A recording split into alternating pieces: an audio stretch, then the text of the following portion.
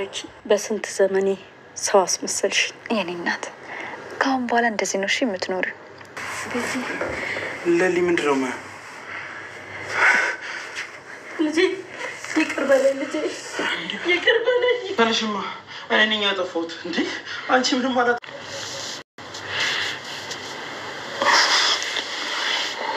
ይቅር በለኝ ልጄ እናቴ እንዴ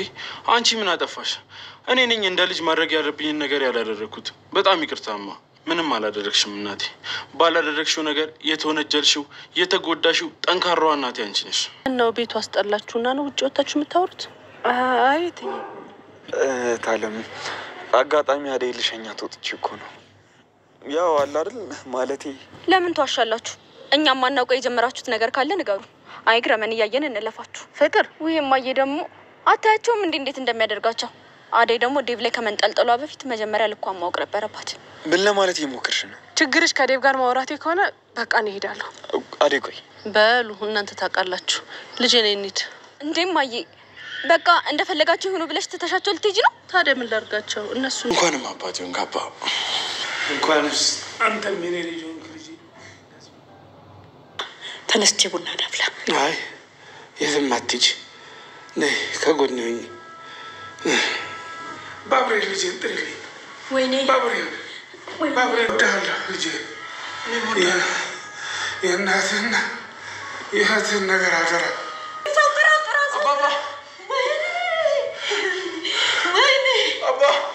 በሚያሳዝን ሁኔታ እንግዲህ የባቡሬ አባት አርፈዋል ማለት ነው የባቡሬ አባት ብቻ ሳይሆን የቅምጥል አባቷ እንግዲህ አባባ ዛሬ አርፈዋል ማለት ነው በጣም የሚያሳዝን ነው እንግዲህ ቅምጥልን ልጄ በመጣች እያሉ በጣም ሰስፔንስ ነው እየጠበቋትኝ ነበር ማለት ነው ከዛ ሲቀጥል ደግሞ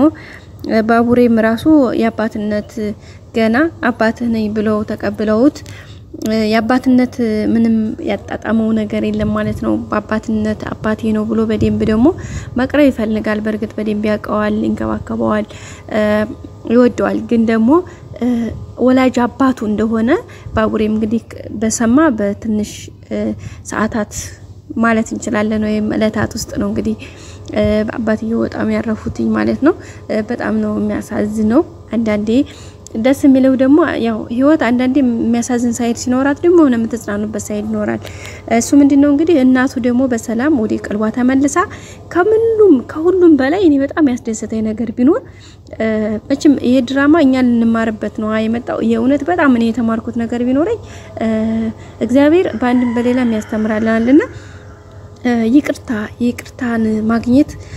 ይቅርታን ማግኘትና መቀበል በጣም የሚገርም ጸጋ ነውና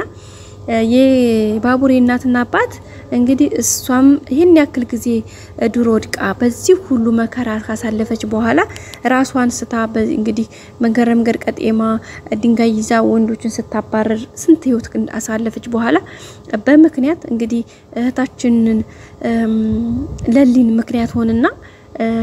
በቃ እንጃ ለሊ እንደለለ አይነት ጓደኛ እንደለለ አይነት ሰው ይስጣችሁ ካጠገባችሁ የእውነት ማርያምን እኔ በጣም ነው አንዳንዴ ድራማ መቼም ያው እንንማርበት ነው የሚያስተምር ነገር ነው እና እውነት እኔ እዚህ ድራማ ላይ በጣም ብዙ ትምህርቶችን ነው የወሰድኩት አሁን በተለይ እዚህ ክፍል ላይ አንደኛ የለሊን ቅንነት እስከ ጥግ ድረስ ለሰዎች መስዋዕትነት መክፈልን እንግዲህ በጣም በሚገርም ሁኔታ ለሊን እንደምታዩት ነው ሁለተኛ ደግሞ የባቡሬ እናት ተነስተው እንግዲህ ባቡሬንም ይቅርታ ብለው የባቡሬ አባት ደግሞ በህልማቸው እንግዲህ አንተ ነህ ምናምን ያለች የባቡሬ እናት ልትገላቸው ስታፍናቸው ምናምን አዩና ከዛ በስማ እንኳንም ህልም ሆነ ብለው ተነሱ በኋላ እንግዲህ ቀጥታ እናተን አምጣልኝና በቃ ይቅርታ ልላት ፈልጋለሁ ነው ያሉት እንግዲህ ከዛም አባት ነኝ ብለው እንግዲህ ልጃቸውንም ተቀብለው ይቅርታም ብለው እሷ ጋርም ይቅርታ ተባብለው ነገሩን በቃ ሰላም ከወረደ በኋላ ነው እንግዲህ ይሄ ነገር የተፈጠረው ሲቀጥል ደግሞ ኑዛዜ ሳይቀር የቃልም የጽሁፍም ወረቀትና እስክሪብቶ ስጠኝ ብለው ኑዛዜ ሳይቀር እንግዲህ ሰተው ነው ሄዱት በጣም በሚገርም ሁኔታ ማለት ነው እና እኔ በጣም ነው ብዙ ነገር ተማርኩኝ ከዚህና አንደኛ ይቅርታ መስጠትና ይቅርታ መቀበል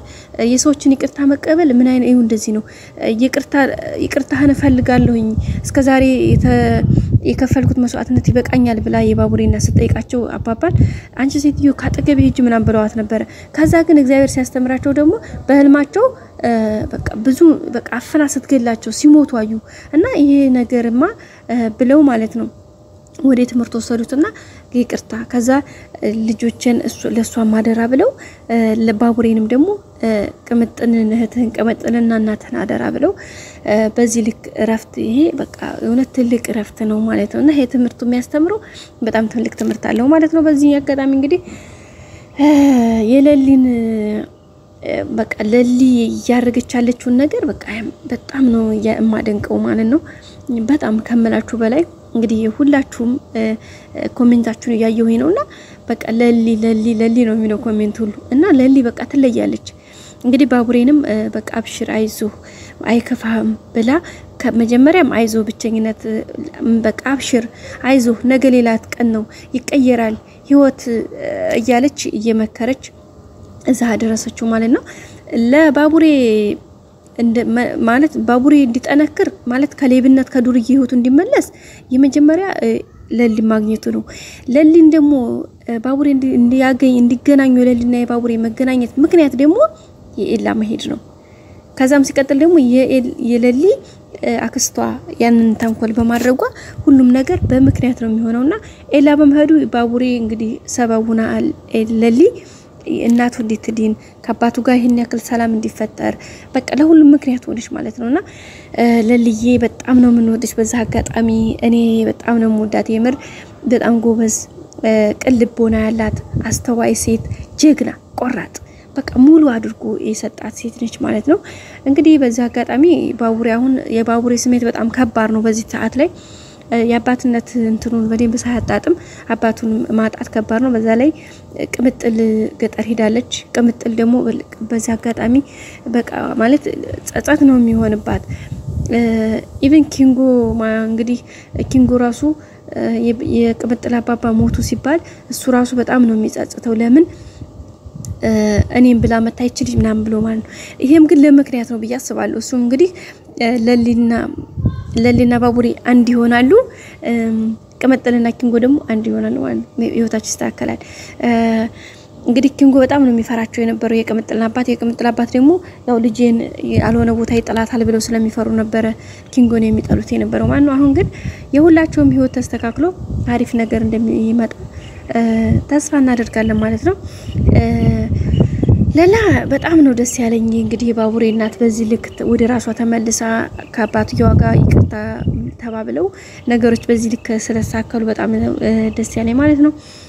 በሌላ ክፍል እንግዲህ አዴና ዴቭ ደግሞ ያው እንግዲህ አዴም ከስራው ወጣ በውጭ ላይ እንግዲህ እየተገናኙ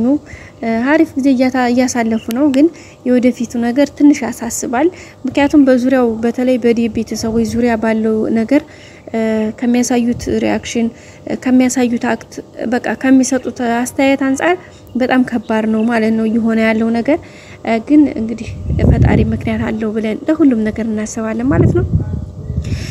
እንግዲህ የፍቅር እናት እና ፍቅር አንድ ላይ ሲሄዱ እንግዲህ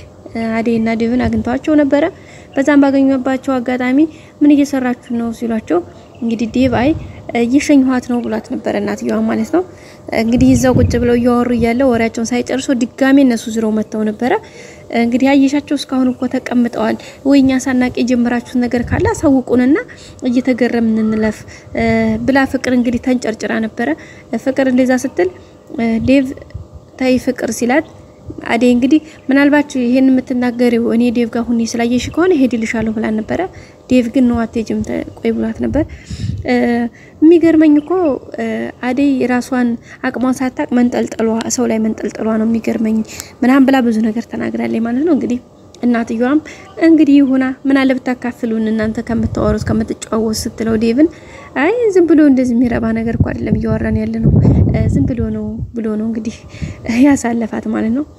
እውነታው እንግዲህ መቼ እንደሚገለጥ አናቅም ብቻ ግን በጣም ብዙ አስተማሪ ነገሮች እያየን ያለ ነው። ሰብስክራይብ ላይክ እያደረጋችሁ ቤተሰብ ሁኑ። ሁሌም ስለምታበረታቱኝ አመሰግናለሁኝ። ቪዲዮውን ሲጀምሩ ሲጨርሱም ላይክ አድርጉ፣ ሰብስክራይብ አድርጉ። መልካም ጊዜ